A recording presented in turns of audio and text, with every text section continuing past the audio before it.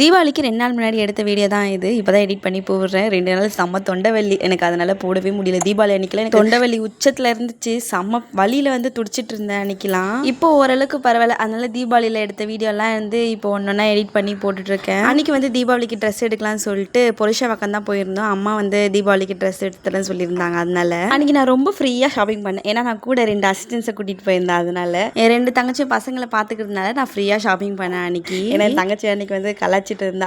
கூட வந்து ஒரு 3 அக்கா தங்கச்சி 2 பேர் போனாங்கன்னா யார் கையில் குழந்தை இருக்கோ அவங்க வந்து அம்மா கிடையாது, அதுதான் பாவப்பட்ட சித்தின்னு சொல்லிட்டு ஒரு மீமி பார்த்துருந்தா. அது சொல்லி என்னை கலாச்சிட்டே இருந்தா. அன்னைக்கு ஷாப்பிங் வந்து 3 o'clock தான் வந்தோம். ஆனால் ரிட்டன் போனது 8 o'clock தான் போனோம். ஷாப்பிங் என்னமோ 2 hours முடிஞ்சிச்சு. ஆனால் டிராஃபிக்கில் தான் நிறைய டைம் ஸ்பெண்ட் பண்ணோம் நாங்கள். என் பொண்ணு கண்ணில் எந்த கடை படக்கூடாதுன்னு நினச்சோன்னா அந்த கடை பட்டுருச்சு. அழுதே காரியத்தை சாதிச்சு அவங்க அம்மா கிட்ட வந்து ஃபோன் வாங்கிட்டான். இல்லை எனக்கு புரியல, சின்ன வயசுலலாம் இந்த ஃபோனுக்காக கதறி எழுதியிருக்கும். ஒரு வாட்டி கூட எங்கள் அம்மா வாங்கி கொடுக்க மாட்டாங்க. ஆனால் பேத்தி கேட்டுன்னு உடனே வாங்கி கொடுத்துட்டாங்க. இதெல்லாம் நல்லதுக்குல மம்மி. பாய்.